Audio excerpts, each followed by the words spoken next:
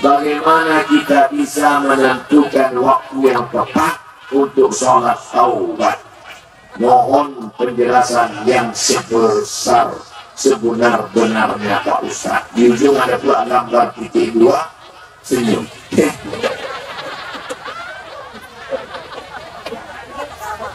Waktu yang paling bagus adalah malam. Pulang dari sini langsung tidur. TV mati, handphone mati, hidupkan waker. Wake, bangun. Jam yang bisa membangunkan.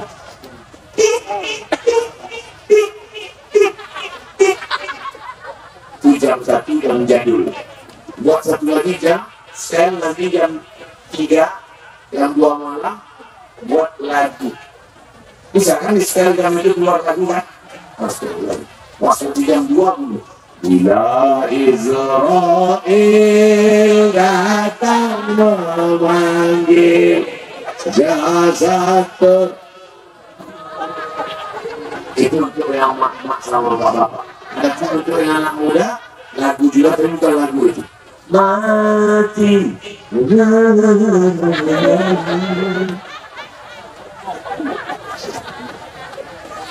Kalau tak bangun juga sudah 2 jam, ada jam yang bisa menyipak melendang yang besok pergi ke Pontianak tanya, ada tak jam? Jam apa mereknya Pak? Terserahlah, mau Seiko, mau Citizen, mau Rolex, yang penting bisa menyipak. Lalu kemudian bangun sholat tahajud, sholat sunat taubat. Kalau sunat taubat tidak ditentukan waktunya. Kalau duha pagi, kalau tahajud malam. Tapi sunat taubat tak ada waktu kapanpun boleh. Maka tadi saya ajak pulang dari sini atau ketiduran. Usolli sunnat taubat raka'atain lillahi ta'ala. Mudah-mudahan kita termasuk hamba Allah yang bertaubat. Apa hukumnya mau tahu semua urusan orang? Nah ini biasanya wartawan. Dia mau tahu urusan orang untuk berita, tapi kalau tidak ada wartawan, bagaimana mungkin kita sampai berita-berita yang baik-baik? Maka wartawan juga bisa menjadikan pekerjaannya sebagai amal. Malam ini tunjukkan majelis pengajian di masjid apa nih? Masjid Baitur Rahman di Batam. Ambil foto dari atas, ambil foto dari luar, tunjukkan pakai drone. Wartawan sudah menyebarkan pengajian, terinspirasi masjid-masjid lain membuat pengajian, mereka pakai pula drone, maka sudah menjadi amal. Maka ingin tahu kejadian boleh, tapi hanya sekedar menikmati aib, cacat, kekurangan orang lain. Dalam Islam kita diajarkan tuba liman syaghalahu aibu an uyubin nas. Kata Nabi, berbahagialah orang yang sibuk memikirkan aibnya, kekurangannya, cacatnya, sehingga dia tak sempat memikirkan aib orang lain. Apa hukumnya jika suami rajin beribadah? Oh, alhamdulillah. Tapi dia suka nongkrong di tempat judi. Ini ada kalau bahasa Melayunya something wrong, ada kekeliruan.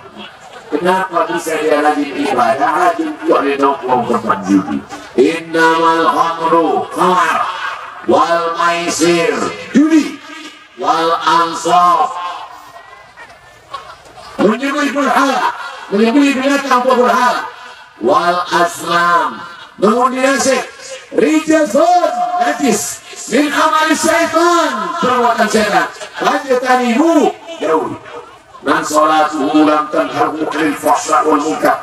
Siapa yang sholatnya tidak mencegah dirinya dari keji dan munkar, walam yazdat illa bu'dan, maka dia makin jauh, makin jauh, makin jauh, makin jauh dari Allah. Inna sholata tanha anil fahsya wal munkar. Apa beda fahsya dan munkar? Fahsya seksual, munkar non seksual. Judi itu masuk fahsya atau munkar? Munkar. Sabu-sabu masuk fahsya atau munkar? Munkar. Ngintip isi tetangga fahsya atau munkar? Fahsya. Ada orang nggak mau main judi, nggak nyambung, nggak sabi, tapi selalunya saya kesini orang. Ada nggak gatal matanya, nggak dilalatan kok main judi, bukan cuma belaga ayam, laki orang pun jaga.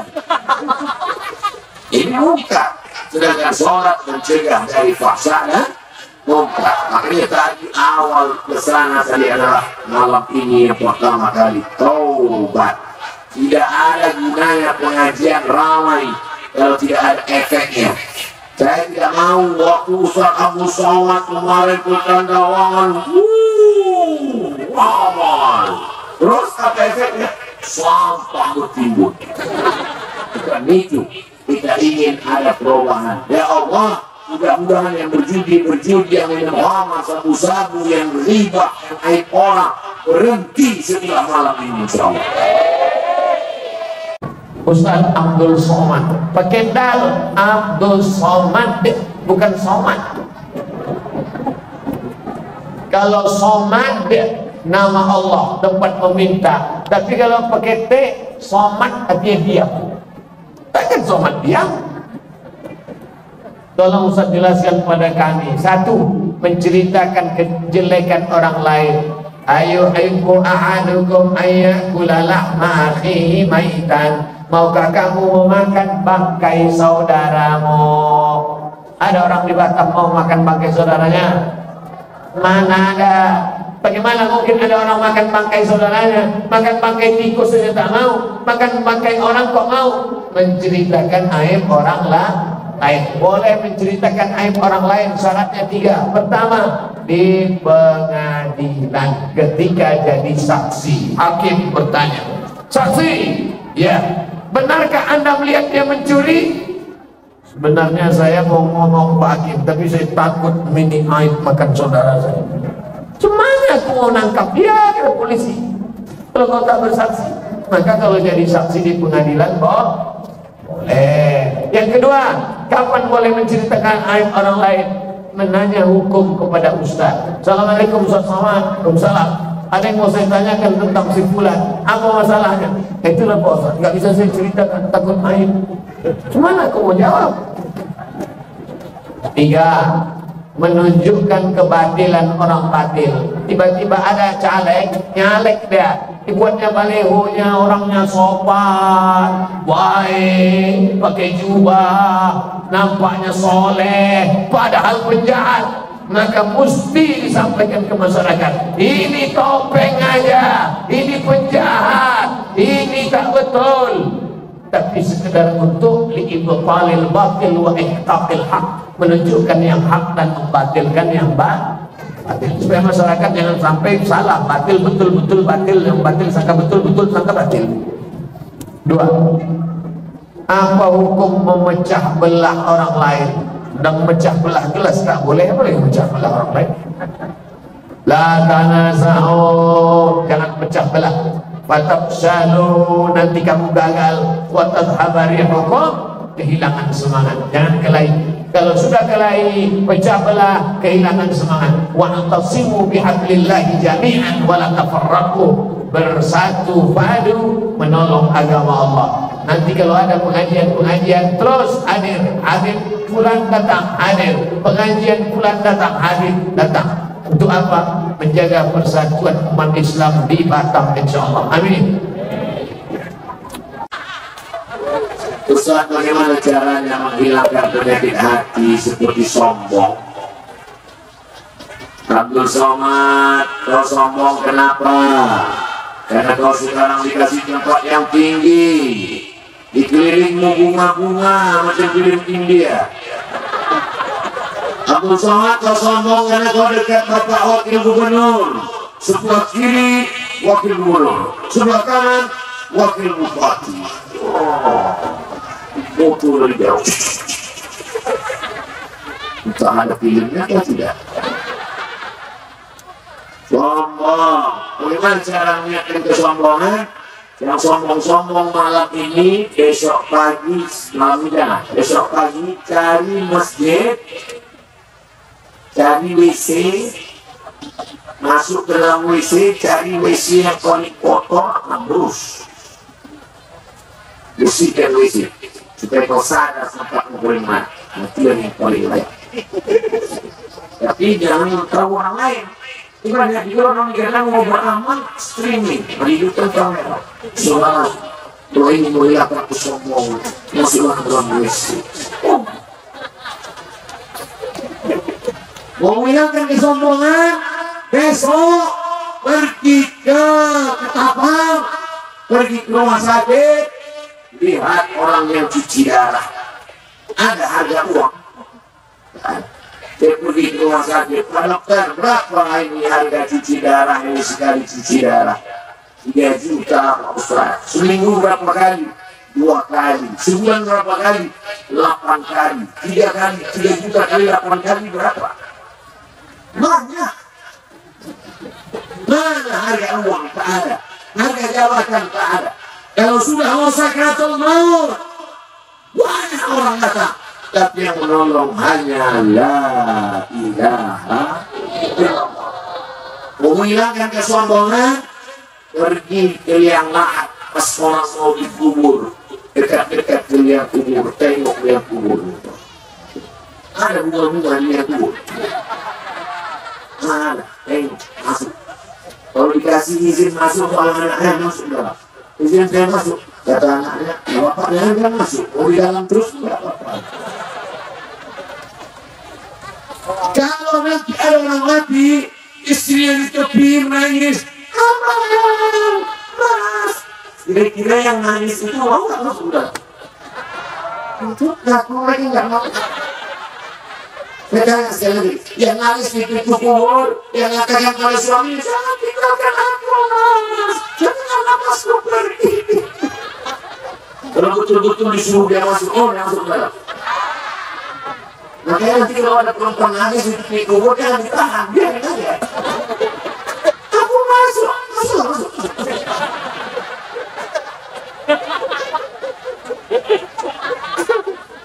Hai orang-orang yang sombong, pergi ke WC, gosok WC yang kotor. Hei orang yang sombong, pergi ke rumah sakit, tengok orang yang sakit. Hei orang yang sombong, pergi ke samping kubur, tengok orang yang masuk liang lahat. Hilang sombong, dan juga hilang. Soalnya kemarin ada ustaz yang ceramah berkata Habib itu bukan keturunan Rasulullah SAW. Di Indonesia ini ada namanya Persatuan Zuriyat Keturunan Rasulullah SAW. Kantornya di Jakarta. Saya pernah hadir dalam majelis itu, walaupun saya tak Habib, tapi saya pencinta Habib. Duduklah kami sama para habaib, termasuk Habib Umar bin Hafiz di Hotel Crown 2 tahun yang lalu. Datanglah satu profesor nanya, gimana Habib kok PKI? Profesor dari Jakarta nanya, Habib, ketua ikatan Habib se-Indonesia namanya Habib bin Smith. Habib, gimana Habib kok PKI? Mana dia? Nih, DN Aidit. Aidit itu marga Habib Al-Aidit. Kok bisa Aidit keturunan Nabi kok PKI? Habib bin Smith senyum. Keturunan Nabi Aidit pakai dal, Al-Aidit. DN Aidit ujungnya pakai apa? Aidit. Rupanya dia dulu waktu kecilnya pernah dipelihara Habib, kemudian lari nyasar sesat ke PKI. Nah itulah dibuatnya ujung namanya BNID, penyimpangan. Dia bukan Habib, bukan keturunan Rasulullah SAW. Kalau kemudian ditanya, Habib, gimana cara mendeteksi dia Habib atau tidak Habib? Cukup kami cek 4 saja, nama kakeknya ke atas 4. Nah, itu bisa ketahuan dia Habib tak Habib. Oleh sebab itu maka ada lembaga yang mengatur ini. Kalau tidak maka semaunya saja orang asal mancung Habib.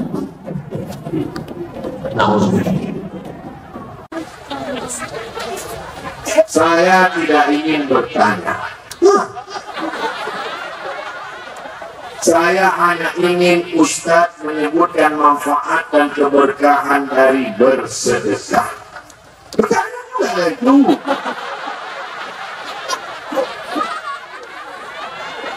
Jangan ada yang bertanya, Ustaz, apakah manfaat sedekah? Orang kendaraan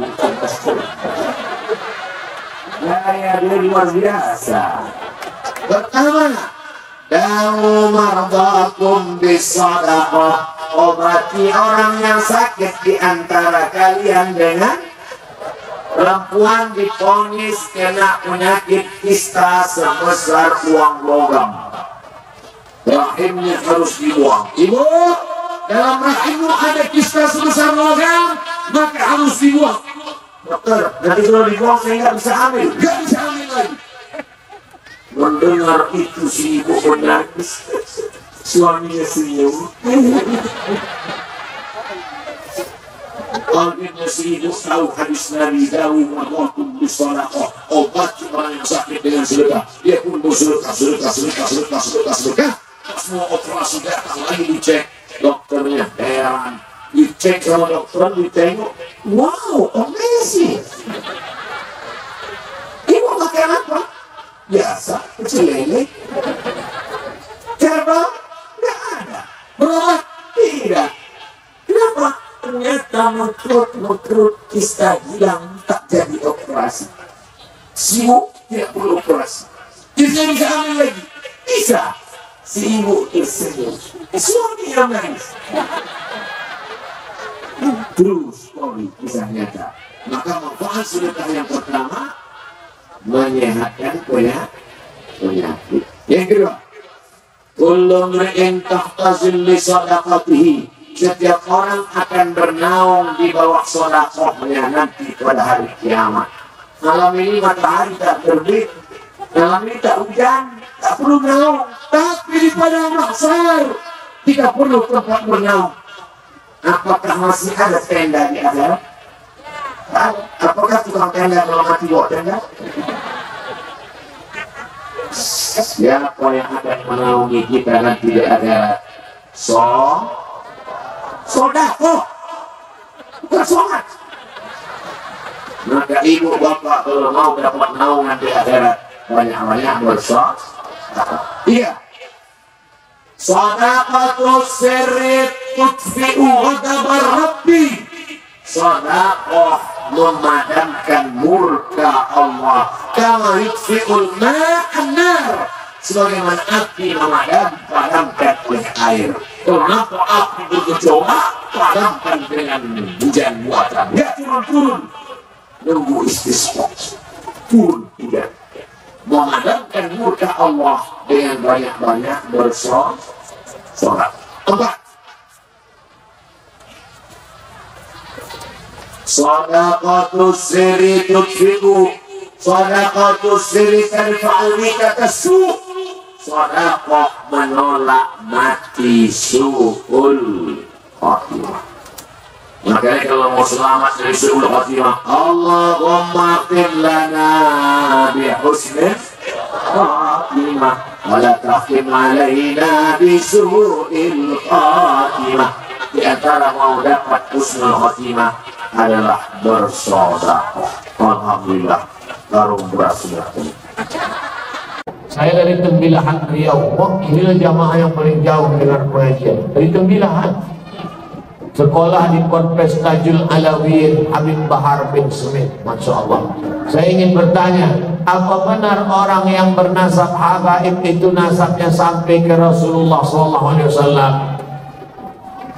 Siapa yang mengaku Habib, maka dia itu punya surat keterangan dari, kalau di Mesir di samping kantor Al-Azhar. Ini Masyihatul Azhar, di samping Al-Azhar ada namanya Naqabatul Alawiyin, kantor keturunan Alawiyin, anak daripada cucu cicit Sayyidina Al-Hasan dan Husain. Nabi Muhammad punya anak, turun dari Nabi Muhammad turun Sayyidatuna Fatimah, Fatimah punya anak, turun ke Sayyidina Al-Hasan, cabang dua Sayyidina Al-Husain, Husain punya anak, itulah dia namanya Zainal Abidin. Zainal Abidin punya anak namanya Muhammad Al-Baqir. Muhammad Baqir punya anak namanya Ja'far Shadiq. Ja'far Shadiq punya anak namanya Musa Al-Kazim. Musa Azim punya anak namanya Ali Ridha. Sampailah ke bawah-bawah. Itulah marga-marga habaib As-Saqqaf.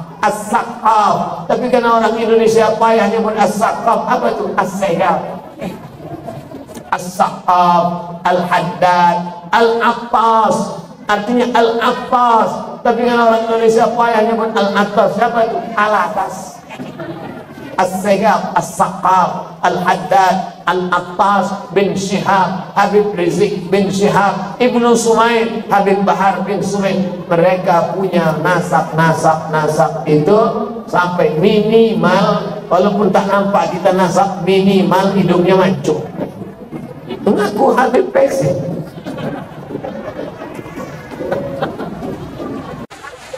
Apa hukumnya menumpuk uang kas masjid? Tadi kami cerita dengan Pak Wagub, beliau pergi ke Yogyakarta, mampir ke masjid Jogo Karyan. Masjidnya biasa aja, dari programnya luar biasa. Setiap hari Jumat pengurus membacakan kas masjid kita 0. Setiap hari Jumat kas masjid kita 0. Kenapa? Uang kas masjid tak pernah bertahan. Untuk apa? Rakyat miskin. Untuk apa? Beli karpet. Untuk apa? Modal usaha. Untuk apa?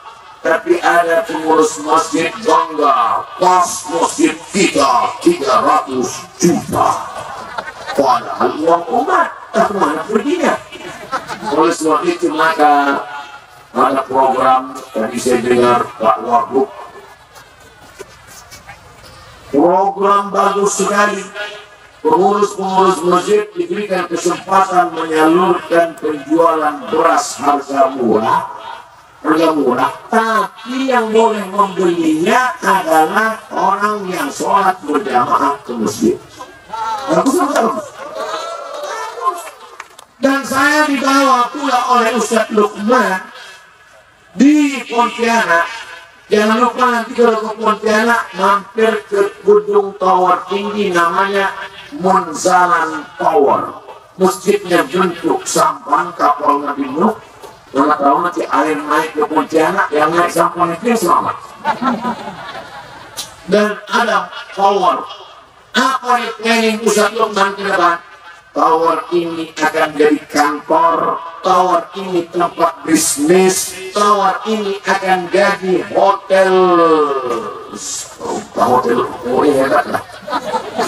Hotel yang buka pintunya nggak pakai kartu lagi. Sekarang kan dulu kan buka pintu hotel pakai kunci, lama pakai kartu. Sekarang enggak. Dan nanti modelnya bersentuh.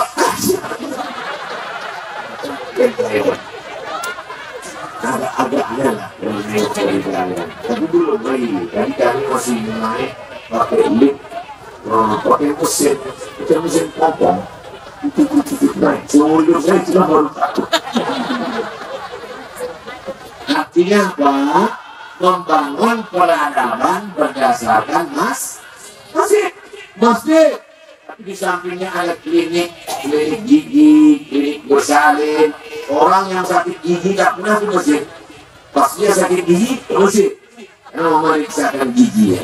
Kita punya mimpi besar. Di samping masjid ada jual beras, di samping masjid ada jual makanan, di samping masjid ada klinik tempat orang melahirkan. Kemudian maka peradaban dibangun berdasarkan masjid. Sehingga masjid tidak lagi menjadi kebanggaan mewah, duit banyak. Tapi yang sholat main inti. Imam makmum itu orang. Itu kadang-kadang dia jadi imam, dia jadi muazzin, dia jadi makmum, dia mesti. Hayya sholat. Kata jamaah, kau aja duluan lah. Ustaz, jika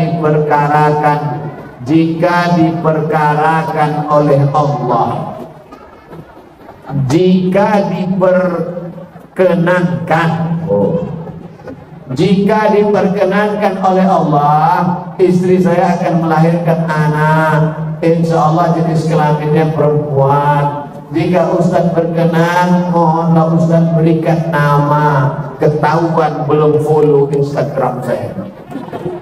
Udah ku posting kemarin nama anak-anak perempuan. Ini payahnya, Ustaznya udah milenial, jamaahnya pula ketinggalan zaman. Nih saya posting sudah nama anak-anak perempuan. Tengok ya. Makanya kalian cari-cari lah Ustadz Abdul Somad Official. Nama anak-anak perempuan. Macet pula signal di sini. Rebutan signal rupanya kita. Ini nama anak-anak perempuan. Saya bacakan nama anak perempuan. Nama anak perempuan Nuaira. Kan panggilnya enak kan? Nuaira. Apa arti Nuaira? Secercah cahaya. 2. Nada. Masya Allah. Siapa nama anaknya? Nada. Apa arti nada? Embun. Sejuk kita tengok anak itu. Embun pula.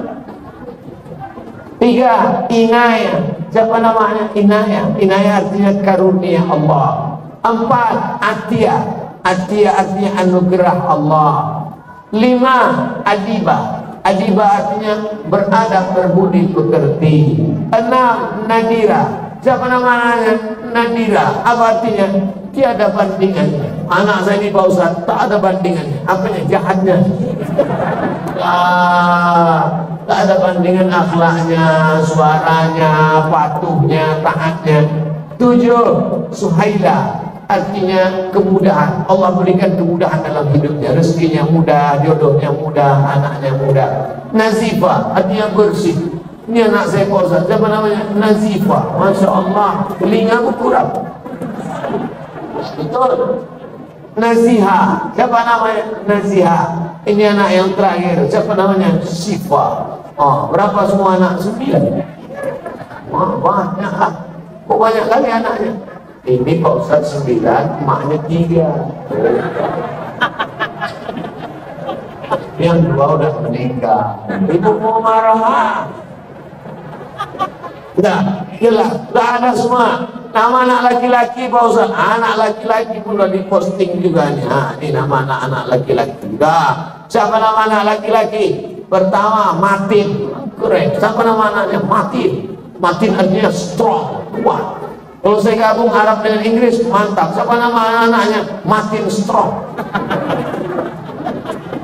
2. Nidal. Siapa nama anaknya? Nidal. Artinya apa? Perjuang. Mantap. Siapa namanya? Mujtaba. Mujtaba artinya manusia pilihan. Ini ada satu lagi nama anaknya, Azka Azkia. Ini gelar Nabi Muhammad. Salamu alaik Azkal Azkia. Azka Azkia, tersuci di antara yang suci. Azka Azkia, paling takwa di antara yang takwa. Siapa namanya? Sami. Sami artinya orang agung dan mulia. Siapa namanya? Sumesi. Sumesi artinya matahari kecilku. Sebelumnya hari ini gelap aja Pak Ustaz. Sejak lahir anakku ini terang semuanya, matahari kecil. Kenapa gelap? Merasa. Ini nama anaknya siapa? Nujaimi. Nujaimi artinya apa? Bintang kecilku. Ini nama anaknya siapa? Awal Mustaqbal. Keren. Awal Mustaqbal, harapan masa depan. Ibu pun bangga kalau udah disebut datang. Ini anak saya namanya Awal Mustaqbal, harapan masa depan. Kalau bapaknya masa lalu. Haidar Ilahi. Ilahi artinya Allah, Tuhan. Haidar singa. Ini siapa anaknya? Singa Allah. Apa beda singa sama anjing? Anjing menggonggong, orang tak takut. Singa diam aja takut. Anaknya mau jadi singa apa jadi anjing? Singa. Ustaz ini ngomongnya anjing sebut. Ada anjing dalam Quran, anjing Ashabul Kahfi. Lebih baik jadi anjing Ashabul Kahfi menjaga ulama disebut dalam Quran daripada menjadi orang yang mengkhianati ulama. Betul? Takbir. gara-gara ini balik dari sini semua beli anjing. Ustaz, istri saya galak. Saya mau poligami. Boleh tidak kalau saya diam-diam?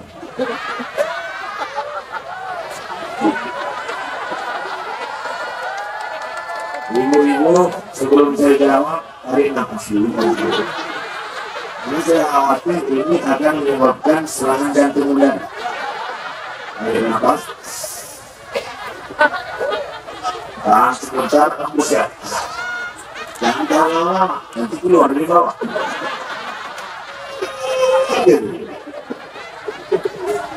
Kompilasi Hukum Islam Indonesia, namanya KHI. Ibu beli nanti di toko buku KHI, Kompilasi Hukum Islam Indonesia. Suami yang menikah tanpa izin istri bersama maka bisa dituntut di pengadilan.